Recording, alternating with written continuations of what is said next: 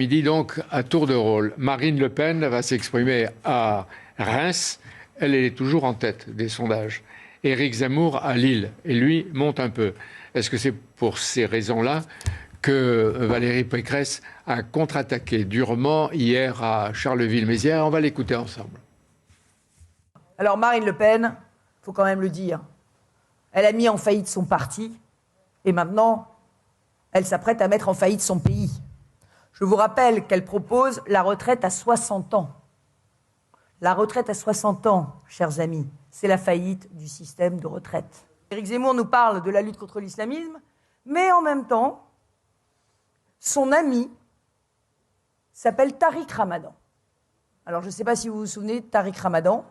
Tariq Ramadan, c'est un prêcheur frère musulman, donc islam politique, qui prônait la lapidation des femmes adultères. Damien Abad, c'est pas la preuve qu'elle est coincée?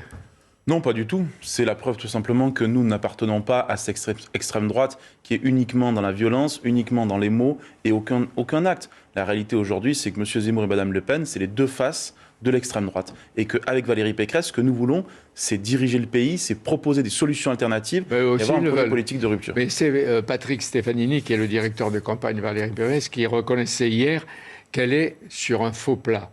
Est-ce que ce n'est pas plutôt un vrai plat? Non, je ne crois pas. Je pense qu'aujourd'hui, il va y avoir. C'est la deuxième phase de la campagne. Il faut aller chercher ce nouveau souffle. Et ce nouveau souffle, elle est en train d'aller le chercher, Valérie Pécresse. Mais depuis le temps qu'on nous dit un second souffle, oui, il faut réajuster, elle va relancer. Elle a déjà pris 4 ou 5 points à la sortie de la primaire.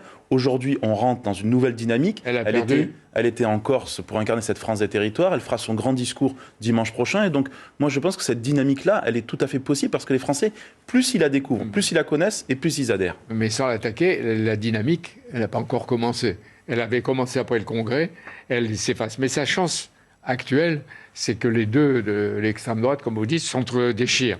Éric Zemmour réussit avec Marine Le Pen le supplice chinois, goutte à goutte, et Éric Zemmour, où elle lui reproche les cathos traditionnalistes, les païens, vous avez entendu, les nazis. Mais des nazis, c'est quand même un peu trop, non? Oui, mais on a une espèce de mercato des ultras entre M. Zemmour et Mme Le Pen. Mais la vérité, c'est quoi? Ce sont les deux meilleures assurances-vie à la réélection d'Emmanuel Macron.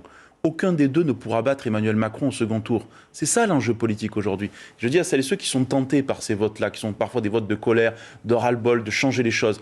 Mais la vérité, c'est qu'on ne va rien changer. Parce qu'en fait, on va faire réélire le président de la République sortant. Ça veut dire que les deux, ou Éric Zemmour, ou peut-être Marine Le Pen, sont des alliés objectifs d'Emmanuel Macron. Ce sont clairement des alliés objectifs. Ce sont des assurances-vie pour la réélection d'Emmanuel Macron. Et à la fin des fins, c'est Emmanuel Macron qui sera réélu si c'est eux qui accèdent au second tour. Damien Abad, Éric Zemmour.